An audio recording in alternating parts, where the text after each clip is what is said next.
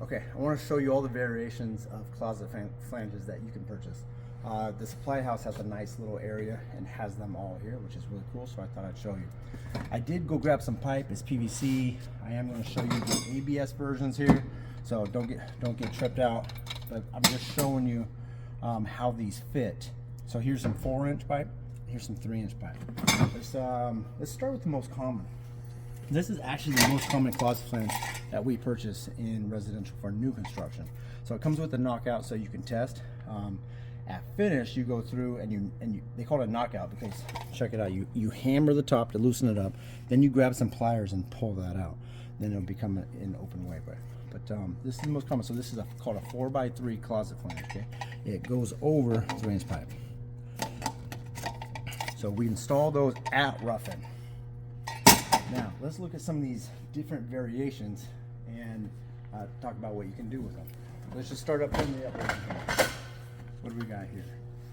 So this is a 4x3 knockout closet flange, but a 3-inch spigot connection. So this is representing pipe. Look, it's going to be the same OD as here. When would you need that? How about when elevation is such an issue that your 90 serving your toilet is part of your hub is sticking out of the slab? You're trying to get it up as high as possible, and part of your 90 is like the top of your 90 is right at finished floor. What do? This would glue right into it. So let's grab that. Remember this one that fit over the say this was the hub of your 90 coming through the floor, and all you saw was that was the hub of your 90. That would slip right into it. So this is probably how you would achieve the absolute highest way to have the closet flange, to keep it up the absolute highest, have the 90 just in the concrete, right? Just an option, this one was really cool. So this one, say you had cast iron coming up through the slab, and you had to connect to this 4-inch cast iron pipe. This would be an option for you. So say this was 4-inch cast iron, this slips in.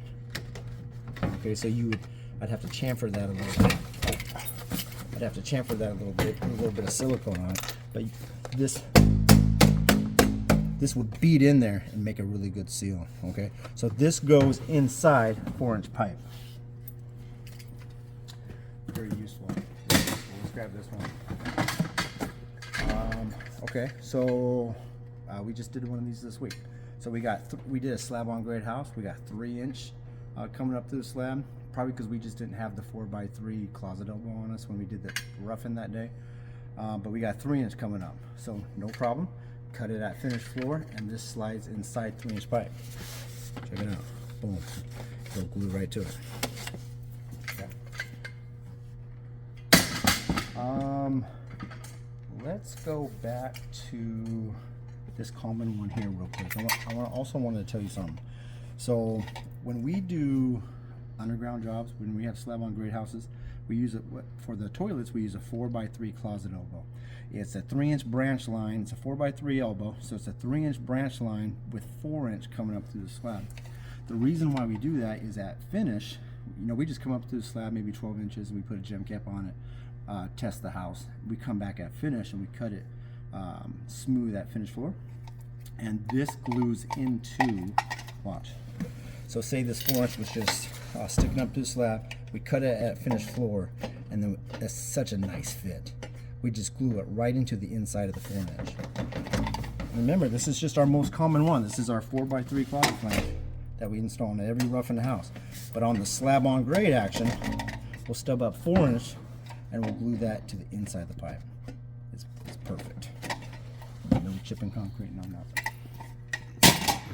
This one I try not to use, but I guess there is a few scenarios out there that you need an offset closet flange. So this would be a 4x3 offset closet flange. If it's on 3-inch, you can put a street. This is a 45-degree angle, so you could put a 3-inch street 45 on there. Say you're offsetting around something. We really try not to get into these ones, because that means you're notching into something. A lot of times there's a joist right there, so you're notching halfway into the joist, taking out half the joist just to get out of it. But sometimes you gotta do what you gotta do. What do we got here? 4x3 reducing. So this is just like the cheapest version. You know, we always try to use the adjustable stainless steel rings, just easier for us. But they do just make the cheapest version ever.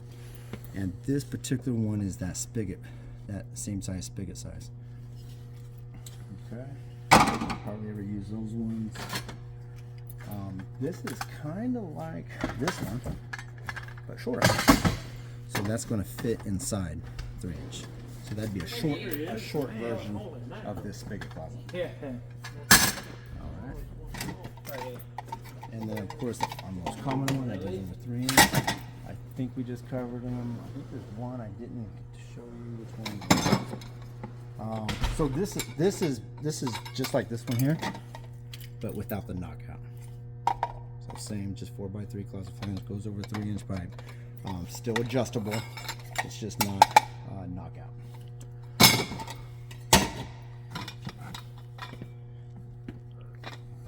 This is that same spigot size, same.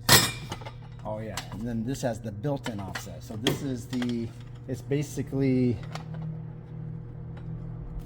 this one actually has a built-in offset. What is it? Maybe 2-inch offset. So say there was a joist. So center line is flanges right here. So you'd really only have to move your toilet off that joist, maybe 3/4 of an inch to an inch, and so you can center your toilet and still offset around the joist. That's pretty good. We try not to use these either because it's pretty restrictive. Look, it's pretty restrictive. There's enough turbulence going on with flushing a toilet and creating that siphonage, that I don't really want to have too much restriction right at the base of the toilet. So I go through great lengths. I really try to work with the builders and try to, talk with the framers and everything before we even start the jobs. You guys don't put a joist right here because we gotta do dumb things sometimes.